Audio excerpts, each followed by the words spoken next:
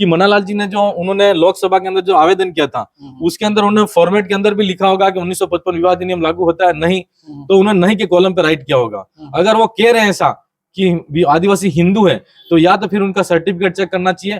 देखो, एक तरफ भारतीय जनता पार्टी के लोग राष्ट्रवाद का नारा देते हैं और राष्ट्र के अंदर, इस देश के अंदर भारत का संविधान सभी धर्मों को मानने का अधिकार देता है, सभी धर्मों का सम्मान करने का अधिकार देता है।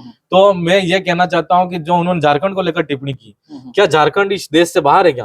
और इस मुद्दे को लेकर के काफी नेता चुनावों पर बड़े बड़े भाषण भी देते हैं और तमाम पार्टियों के लोग, काफी समय से बहस चल रही है। आदिवासी क्या है आपकी नजर में, क्या है? देखो, आदिवासी हिंदू नहीं है, मुस्लिम नहीं है, सिख नहीं है, ईसाई नहीं है, ऐसी बात कही जा रही है वो बिल्कुल सत्य है। आदिवासी की एक अपनी संस्कृति, अपनी कला और अपनी पहचान है और वह धर्मपुरी समाज है। दोस्तों नमस्कार, स्वागत है मेरे यूट्यूब चैनल में। आज हम बागीदोरा में और हमारे साथ में आज नीलेश जी की दुकान की ओपनिंग में हम साहब के साथ में यहाँ पर हमको भी इनविटेशन दिया था, उस मौके पर बागीदोरा में हैं। और हमारे साथ में बागीदोरा से एमएलए साहब हैं। एमएलए साहब प्रतापगढ़ में, क्योंकि मैं उधर से आता हूँ और सब तरफ से बहुत ज़्यादा तैयारियाँ चल रही। 16 तारीख को कुछ प्रोग्राम को लेकर के, 16 तारीख को क्या प्रोग्राम है, क्या कहना चाहेंगे, क्या है तैयारियाँ? सबसे पहले तो आपके चैनल को बहुत बहुत धन्यवाद, जोहार, और सभी दर्शकों को मेरी तरफ से जोहार। इस अवसर पर मैं यही कहना चाहूंगा कि आज आप बागीदोरा में आए, मैं पूरी विधानसभा की तरफ से और मेरी तरफ से आपका स्वागत, अभिनंदन करता हूं। धन्यवाद। आज आपने सवाल किया कि जो 16 तारीख को हमारी प्रतापगढ़ के अंदर रैली है, मैं अनुसूचित इलाके के अंदर तमाम मेरे युवा साथियों से कहना चाहूंगा कि लंबे समय से युवाओं के अंदर एक मांग चल रही है, घर परिवार के अंदर प्रत्येक व्यक्ति के अंदर ये बात है कि क्षेत्र के अंदर एक आरक्षण की जो विसंगति उसको दूर किया जाना चाहिए। अनुसूचित आरक्षण मोर्चा के बैनर तले हमारी 16 तारीख को जो रैली है, उस रैली के अंदर हमारी जो बांसवाड़ा रैली हुई थी उससे भी बड़ी महारैली होगी और हमें पूरी उम्मीद है। ये गूंगी बहरी सरकार है, आज युवा सड़क पर लड़ रहा है और एक जनप्रतिनिधि जिस विधानसभा की जनता ने चुना है वो विधानसभा की सदन के अंदर लड़ता है। तो मैं युवा साथियों से और क्षेत्र के तमाम निवासियों से कहना चाहूंगा कि आप को जो प्रतापगढ़ की महारैली उसके अंदर भारी से भारी में संख्या में आकर उस रैली को सफल बनाना है और आने वाले समय के अंदर सरकार को बता देना है कि यह लड़ाई सदन, विधानसभा की सदन तक ही नहीं है, सड़कों पर भी लड़ी जा रही है। तो यहाँ से आपकी विधानसभा से कितने लोगों को आप भेजेंगे, आप भी आएंगे, क्या कितनी तैयारी है यहाँ से? देखो, अंदाजा तो नहीं लगा सकते, लेकिन फिर भी मेरी विधानसभा से लगभग 100-150 गाड़ी तो जाएगी। क्या है, जैसे यहाँ बांसवाड़ा में 31 सूत्रीय मांगों को लेकर धरना दिया था, आपका भाषण भी काफी वायरल हुआ था, वहाँ कैसा प्रोग्राम रहने की संभावना लगी? जो बांसवाड़ा के अंदर हमारी प्रथम रैली थी वो पहली रैली थी और हमारी प्रतापगढ़ के अंदर दूसरी रैली हो रही है। तो हमें उम्मीद है कि पहली रैली के अंदर हमारी एक प्रारंभिक रैली थी और दूसरी हमारी उससे भी बड़ी रैली होगी। आरक्षण के मुद्दों को लेकर, आरक्षण के मुद्दों को लेकर और हमारे इस इलाके के अंदर जो 31 सूत्रीय मुद्दे और भी हैं, जिन मुद्दों को लेकर हम हमारे सरकार के सामने हमारी मांग रखेंगे और हमें निश्चित तौर पर भरोसा है कि युवा हमारे साथ में है, बुजुर्ग हमारे साथ में, कर्मचारी हमारे साथ में, और यह रैली हमारी बड़ी से बड़ी रैली होगी। जब से 9 फरवरी के दिन जब उद्घाटन था, उस दिन से उमेश जी डामोर और उदयपुर के सांसद मन्नालाल जी रावत, उद्घाटन के दौरान एक भाषण को लेकर के बहस हो गई। और बहस ये है कि शुरुआत में चुनावी समय में ये मुद्दा बहुत खास रहता है और इस मुद्दे को लेकर के काफी नेता चुनावों पर बड़े बड़े भाषण भी देते हैं और तमाम पार्टियों के लोग, काफी समय से बहस चल रही है। आदिवासी क्या है आपकी नजर में, क्या है? आपका सवाल है, सबसे पहले तो मैं ये कहना चाहता हूं कि इस मामले को लेकर जो हमें जानकारी प्राप्त हुई वो हमारे लिए बड़े क्षेत्र के लिए दुख की बात है। बेणेश्वर जैसा महाकुंभ है जो आदिवासियों की आस्था का केंद्र है और उस आस्था के केंद्र के अंदर एक वहां पर सभी दल के नेता मिले थे, जनप्रतिनिधि आए थे, उसके अंदर हमारे भारत आदिवासी पार्टी के स्थानीय विधायक उमेश जी भी वहां पर थे और मन्नालाल जी रावत जो उदयपुर से सांसद हैं भारतीय जनता पार्टी के, उनके द्वारा जो वक्तव्य दिया गया उसको लेकर वहां पर बहस हुई। पूरे इस क्षेत्र के अंदर एक माहौल ऐसा खड़ा कर दिया गया कि आदिवासी किसी जाति समुदाय के विरोध में है, लेकिन मैं असल में कहना चाहता हूं कि आदिवासी इलाके के अंदर आदिवासी सभी धर्मों का सम्मान करता है और सभी कोई किस धर्म को मानता है, किसकी पूजा करता है, उससे कोई वो उसका विरोध नहीं है।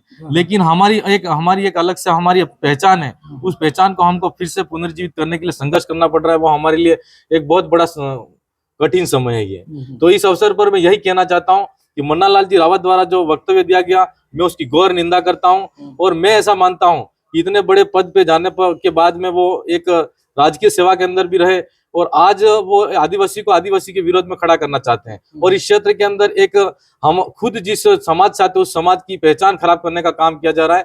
मैं तमाम क्षेत्र के निवासियों से कहना चाहता हूँ, यह उनके द्वारा दिया गया बयान एक मात्र राजनीतिक बयान था। और आज हम ये कहना चाहते हैं कि जो दूसरे तमाम पार्टी के लोग हैं उन पार्टियों को भी समझने की जरूरत है कि सदियों से इस क्षेत्र के अंदर रहने वाला आदिवासी समुदाय भोला भाला समाज है। और हमारे क्षेत्र के अंदर दूसरे भी जो लोग रह रहे हैं उनके साथ में भी एक प्रेम और एकदम समरसता के वातावरण में रहा है। तो जो हमारे लोग कह रहे हैं वो एक राजनीतिक बयान के तौर पर उन्होंने एक विरोधाभास टिप्पणी की है, मैं उसकी घोर निंदा करता हूँ। आपकी नजर में क्या आदिवासी हिंदू नहीं है? देखो, आदिवासी हिंदू नहीं है, मुस्लिम नहीं है, सिख नहीं है, ईसाई नहीं है, ऐसी बात कही जा रही है वो बिल्कुल सत्य है। आदिवासी की एक अपनी संस्कृति, अपनी कला और अपनी पहचान है और वह धर्मपुरी समाज है। वो नदी, पहाड़, नालों और सभी तमाम प्रकृति के अंदर आसमान, जमीन, इन सभी चीजों को पूजने वाला समुदाय है। और वो हम यही कहना चाहते हैं कि हमारी संस्कृति, हमारी पूजा पद्धति हम अपने आप में हमारी एक अलग पहचान बनाने का काम करती है। तो हम हमारी पहचान क्यों खोए? तो हम हमेशा कहा करते हैं कि हम दूसरे धर्मों का ऐसा कह के उनकी बुराई नहीं कर रहे हैं, हम जो असलियत है वही बात कहना चाह रहे हैं। तो हम ये कहना चाह रहे हैं कि आदिवासी हिंदू नहीं है।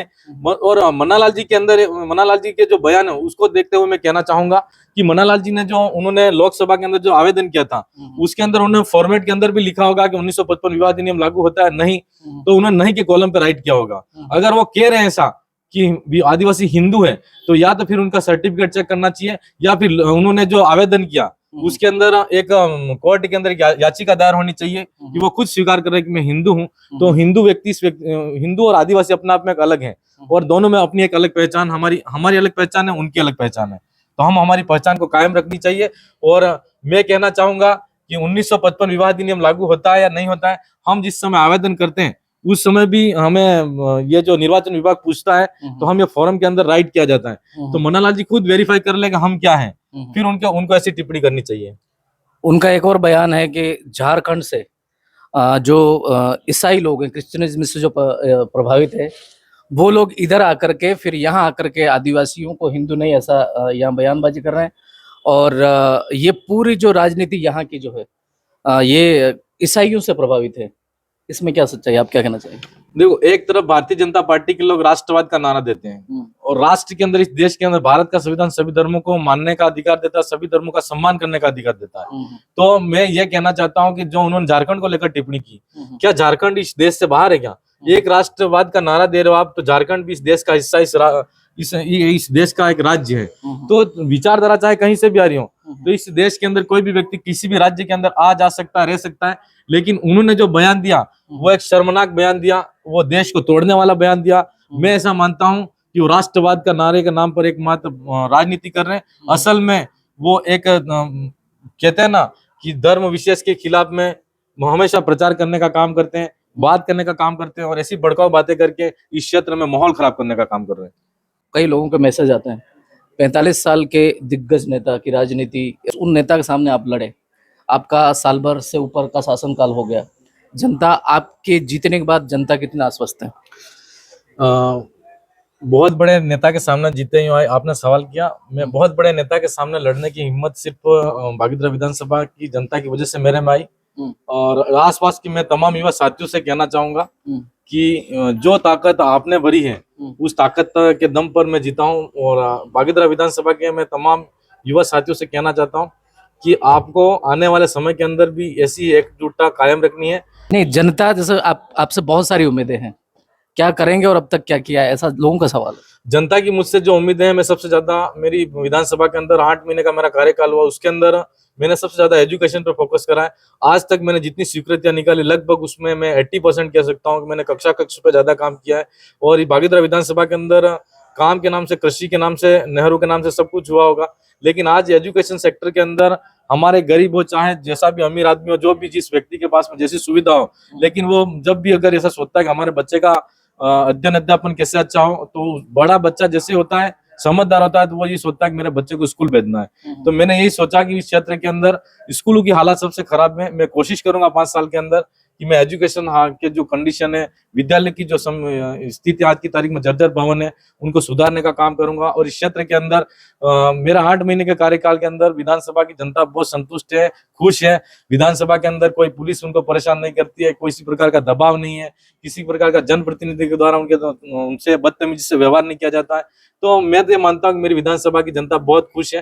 फिर भी अगर जिस व्यक्ति को कोई असंतुष्टि हो वो मुझसे संपर्क करता है, मैं उसको पूरा संतुष्ट करने का काम करता हूँ और आगे भी मैं ऐसा ही इनके साथ में ऐसा ही रहूंगा। बहुत बहुत धन्यवाद। तो ये थे हमारे बीच में बागीदोरा से विधायक श्री जय कृष्ण पटेल जी और घाटोल से विधायक प्रत्याशी श्री अशोक बिल जी।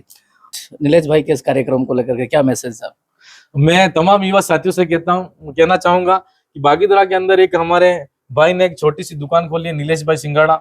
उसकी आप शॉप के अंदर कैसा भी उनकी इस क्षेत्र के अंदर उनकी मदद करें और आपको किसी भी चीज की जरूरत हो तो इनसे आके संपर्क करें। और मैं 16 तारीख के लिए युवा साथियों से, मेरी माताओं बहनों से, तमाम इस अनुसूचित सूचित इलाके के अंदर रहने वाले मेरे युवा साथियों को कहना चाहूंगा कि आप 16 तारीख की जो प्रतापगढ़ के अंदर महारैली है उसको भव्य आयोजन बनाने में और सफल बनाने में योगदान करें और तन मन धन के साथ में, पूरे जन बल के साथ में भारी संख्या में वहां प्रतापगढ़ के अंदर पधारें। मेरी तरफ से आपको बहुत बहुत शुभकामनाएं। जोहार।